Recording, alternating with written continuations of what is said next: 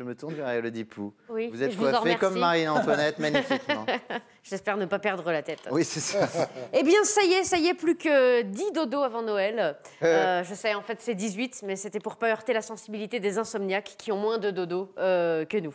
Pareil pour les constipés, plus que 3 cacas.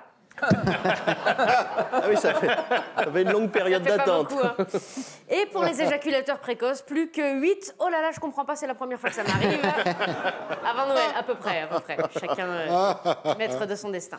Alors, je sais que c'est ringard de se réjouir aussitôt, encore que c'est la Saint-Nicolas aujourd'hui, mais on en a besoin. Voilà, on n'en peut plus de toutes ces histoires de vagues, de Covid, de variants, alpha, bêta, gamma, delta, epsilon, zeta, eta, iota, kappa, lambda, mu, xi, omicron, pyrostigma, tau, phi, psi et oméga. Tiens, prends ça dans les dents. Bien répété. Bravo. Alors, je sais, les gens ont besoin de se recueillir dans une bulle de magie, de douceur, de chaleur humaine. Enfin, en tout cas, moi, ça me fait du bien. Personnellement, dès que j'ai un coup de mou, et je dis pas ça pour les éjaculateurs précoces, susnommé, je file sous un plaid en fausse peau de faux ours avec un mug de chocolat tiède, puisque comme tous les jeunes parents, j'arrive à boire mes boissons chaudes seulement une fois qu'elles sont tièdes.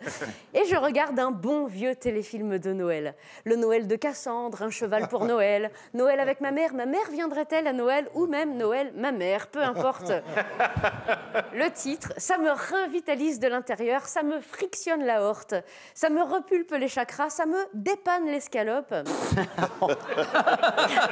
Ça me dépanne l'escalope.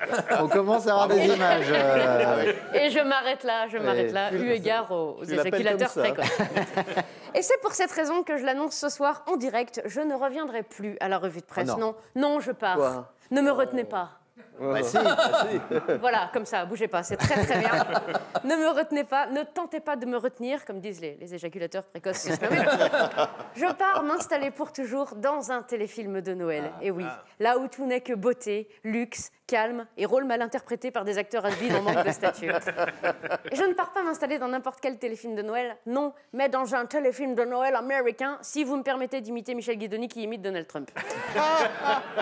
Oui, dans un téléfilm américain, car là-bas, tout est plus gros, plus grand, plus beau. Ah, ces sapins de Noël de 18 mètres de haut, décorés par des professionnels du sapin, diplômés du concours Lépine. Oh, bravo. Bravo. Je vous laisse le temps. On ne dira rien. On va rester très calme. Le chevalier n'est pas là, mais c'est vrai. Rien à voir avec Parce les que nous, en France, éjaculateurs. c'est pourri, quoi. Le sapin, il fait 70 cm. Si tu veux pas que tout le budget de Noël y passe. Parce que le budget... Papa, on n'a pas de cadeau. Et non, vasectomia. On a tout foutu dans le sapin.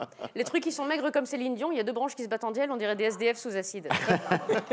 C'est très moche. En plus, c'est nos mômes qui les décorent. Et je peux vous dire qu'ils ont aucun sens de la déco. Ils savent pas accorder les couleurs et les textures. On dirait moi quand j'essaye de bien m'habiller.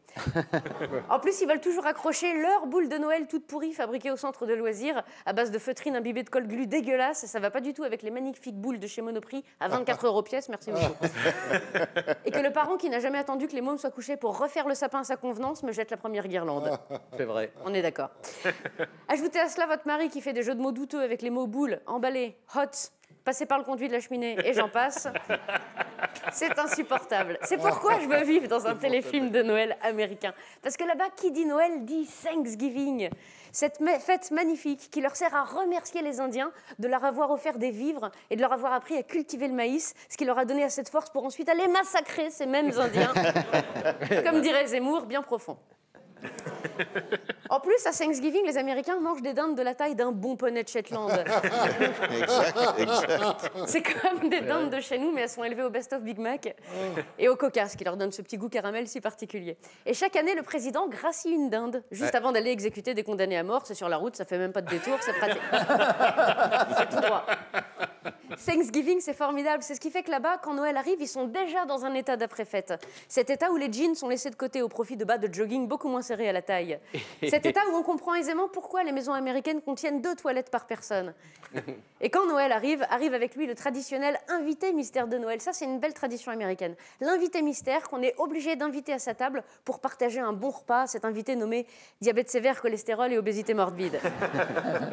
Ah, ces maisons américaines aux façades décorées avec démesure. Traîneau de Père Noël composé de 45 000 LED achetés sur Amazon, livrés en avion depuis la Corée du Nord. Guirlandes lumineuses recouvrant l'intégralité de la façade, soit 250 mètres de longueur, dénichés sur AliExpress et convoyés par container depuis la Chine. Personnages motorisés et animés, dansant sur la musique de Mariah Carey, diffusée dans des enceintes géantes de 32 000 watts. All I want for Christmas is you and de grosses factures d'électricité. Ah, ces messes de minuit grandioses, 150 petits chanteurs blonds et joufflus, en robe de cérémonie, aux voix mélodieuses, dans une église magnifique entourée de neige immaculée. Oui, j'ai dit immaculée, calmez-vous, calmez-vous, Stéphane. Ces sermons dignes des plus grands orateurs à vous faire dresser les poils, calmez-vous, et qui vous donnent envie de faire le bien autour de vous. En France, la messe de minuit, c'est pourri, elle est à 21h30. L'église est à moitié vide et c'est normal, il fait 2 degrés. Le prêtre a 103 ans, il est à moitié vide lui aussi. Il sait même plus ce qu'il fout là, personne ne comprend ce qu'il raconte ni pourquoi il le dit en allemand. Quant à la neige, j'ai connu des slips plus immaculés. Oh non. Comme dirait le Gainsbourg des années 70 devant la Brigitte Bardot d'aujourd'hui, oh, ça donne pas envie. C'est pour toutes ces raisons que je vous quitte. Je pars m'installer dans le Massachusetts, le Michigan ou le Wyoming. Et en passant, je m'arrêterai à Walnut Grove pour saluer les Ingalls. Et pourquoi pas une petite messe avec le révérend Alden. Je prierai pour vous, peuple de la revue de presse, pour que Jérôme de Verdière grossisse des cuisses.